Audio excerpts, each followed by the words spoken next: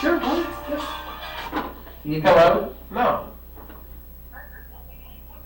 I'm up here. I know that you didn't know. I'm up here in this interview with the Detective Snow. I've been up here a good little while.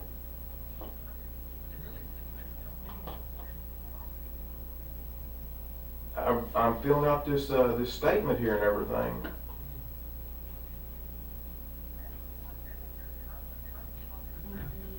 Are you telling me that's what I need to do?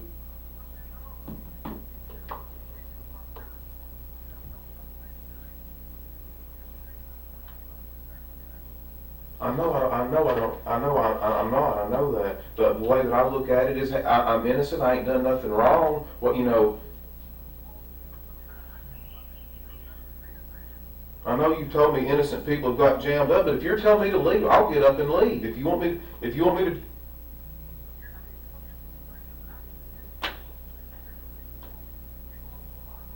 I know I'm going through a lot, but I'm trying to get this guy to help me.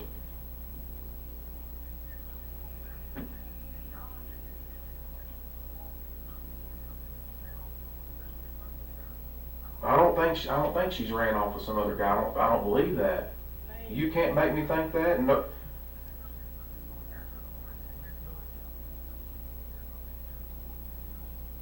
Yeah, so do I.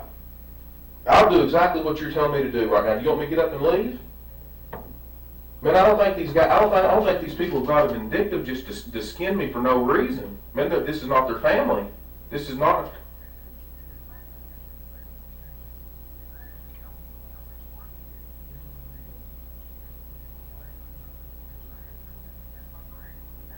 All right, thank you. He thinks y'all are gonna fuck, is what he thinks. I don't know who he is. Nick, my brother. If you want to go, you're free. No, I know it, but I'm not. He just said just to keep sitting up here, to give a statement, do an interview, whatever I got to do it. But he said, darn, just to keep letting them just beat you to death over this right here. Just ask what you got to ask and let you know. And you tell me. You see what I mean, he knows more about this than I do. You see what? And have I told you that I'm for you? Yes, you have. I said, what did I say? My job is to find Crystal, right? That's right. However that happens, my job is to find her. Whether I find her hopefully alive and well and safe somewhere or not, my job is to find her.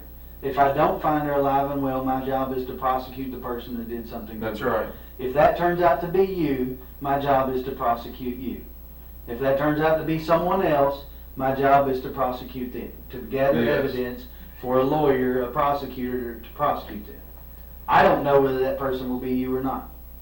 Did I not tell you when you come in here and sit down today that right now you're the main person of interest? Yes, that's right. And I explained to you the reason that you're the main person of interest, right? You're the last person to see her alive, right?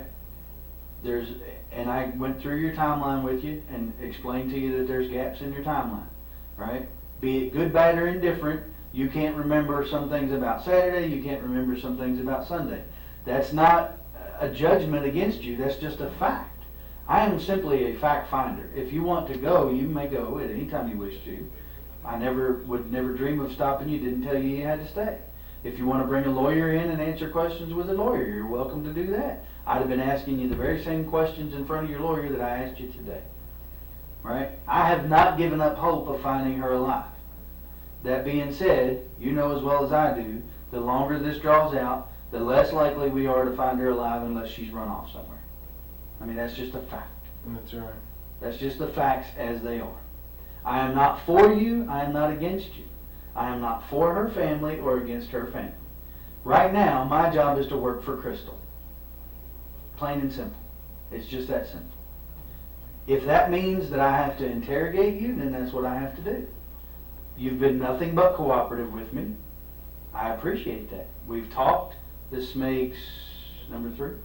Third time? I don't know. I can't. 3 times. Here, the first time. At your house, the second time. And here, the third time again. Not counting the polygraph, because I didn't ask you any questions then. You've not asked for a lawyer. You're right. That's your right to do. You're entitled to do that. If Nick thinks you should go and you want to take his advice, go ahead. It's fine. I'm not offended by that. My job is not to make you happy. My job is to find Crystal. If that makes you happy, awesome. You know, but make no mistake, my job is to find her. That's what I'm doing. If I offend people in the midst of that, well, I'll apologize later for offending people. If it finds her home safe, then I'll just take the blunt of offending people and go on. You know, just like what'd you say? Doesn't matter what they think of you, as long as we find her. That's right. So, that being said, you know, you're free to take Nick's advice if he wants you to leave. I don't really have any more questions with you. I was just gonna tell you where we go next. All right, yeah, well, wrap it up and you tell me what we're doing next, and if it's over, it's maybe it's false alarm. So, yeah, you know, here's what I'm looking at, right?